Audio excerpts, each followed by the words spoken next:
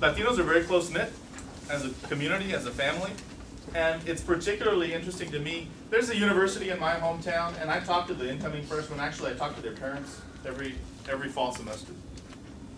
Because one of the things that happens, and it's particularly prevalent with Hispanic women, Latinas, they'll be away from home for the first time, away from their friends, away from their family, and they will call home and they will call their parents and say, I miss you guys. I really, gosh, I don't have any home cooked meals. I miss my friends. And what does the parent say? The parent says, vente, mija. Si no aguantas, vente. O vente, mijo, ya. Aquí todavía está tu recámara. Aquí estamos todos. Aquí te cuidamos. Vente, mija. En vez de decirle, aguántate un poquito más. Instead of saying, hang on, it's tough. You'll get used to it. You just got to get over that hump, and then everything's going to be great. That's something that as a culture we also have to learn.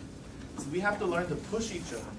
And in some instances, it almost seems counterintuitive for a parent to tell their son or daughter, don't come home. Don't come home. Because the reality is that for all of us to get better, all of us are still going to have to suffer a little bit more loneliness, a little bit more challenge, a little bit more in order to clear that hump and get more of us through, so that instead of having 2 out of every 100 of the grants, we have 4, and then we have 8, and then we have 10, and then we have 12.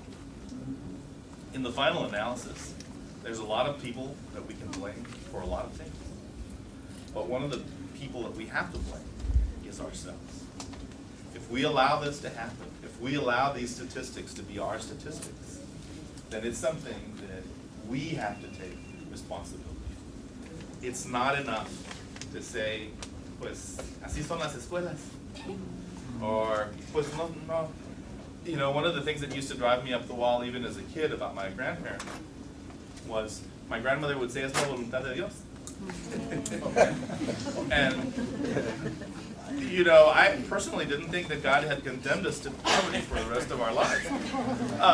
Or my grandfather would say, pues así es. Así es. That's just how it is. And we have to wake up to realize that no es la voluntad de Dios. Y así no tiene que ser. Because we have it within us to make a tremendous difference, to really repaint this vivid mosaic that is the United States of America and this vivid mosaic that is the Latino community of this. So thank you very much for having me. And